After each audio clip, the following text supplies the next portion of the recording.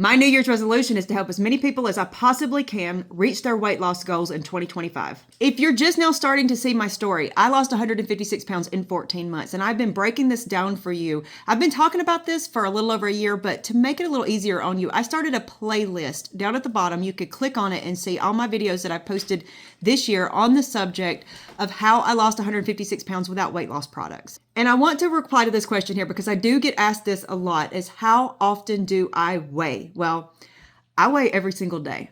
Now, a lot of people will tell you that's a big no-no when you're dieting, and I'm going to tell you why I do it. There are times when maybe I will drop 1 pound on Friday, and then by the next Friday, I have watched my weight fluctuate up and down 2 or 3 pounds all week. And then the next Friday, I go to weigh and I weigh 3 pounds heavier than I did before. Weight fluctuations are absolutely normal. My mom used to get on to me all the time. She kept saying, quit weighing every day. When you're trying to figure out what is affecting your weight, it helps to watch that scale move for me. Now, everybody can make this a personal choice, whether you want to weigh once a week, once a month, or you want to just avoid that scale and just rely on how you feel and how your clothes feel. That's completely up to you. But I wanted to know what was working for me and what was not. So every single day, I would keep a track of what I was eating, and then the next day I would look to see what it did to my body. Sometimes it actually took a day or two for some of this stuff to actually affect me. When I was pretty much eating the same things every day and doing the same things every day, when I did something different, I could actually see if it was helping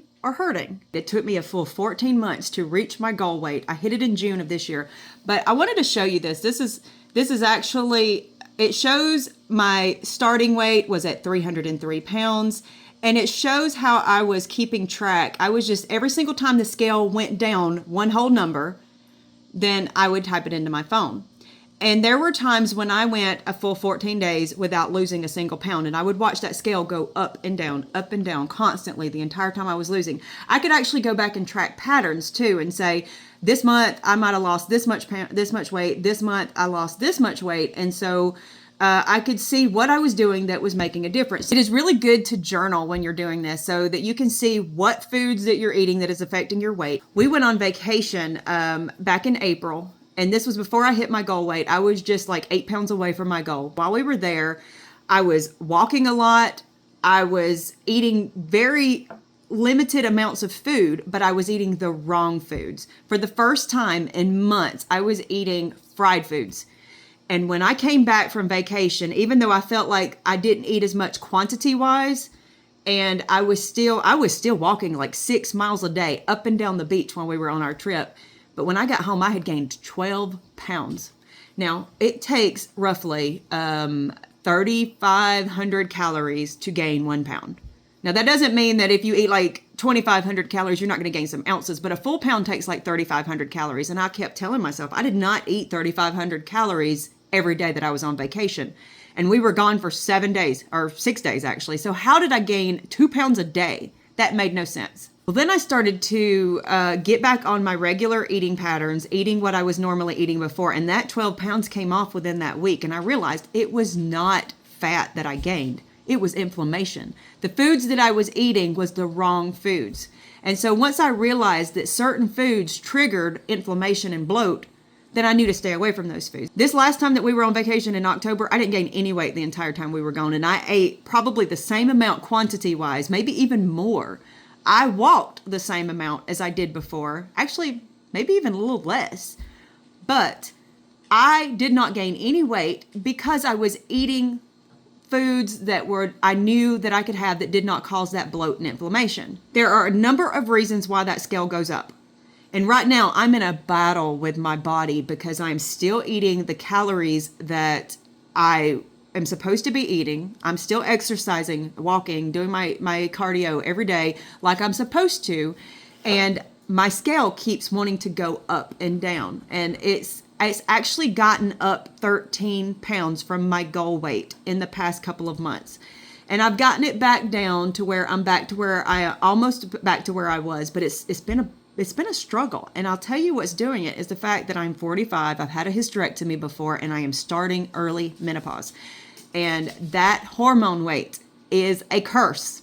As women, our bodies are working against us. But not only hormone weight, I have actually gotten over the last couple of months, probably since October, been drinking a little more of my Diet Dr. Peppers until the first of this year. And I decided to give them up again. And I'm seeing that scale go back down. But the Diet Dr. Peppers, even though they're 0 calories, that causes inflammation. Drinking diet drinks actually causes a form of inflammation called ghrelin. Ghrelin is a stress hormone, just like cortisol. And I know we've all heard of cortisol, but cortisol and ghrelin are pretty much hand in hand. They come from stress. That will cause your weight to fluctuate several pounds.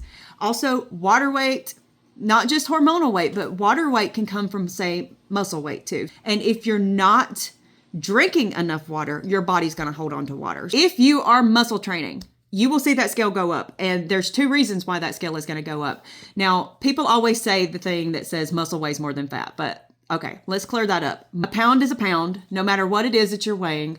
A pound of feathers weighs the same as a pound of lead, but the muscle takes up less space in your body. So you can have a pound of muscle that takes up this much space and a pound of fat that takes up this much space. That's what they mean by that. When you gain muscle weight, you also gain water weight.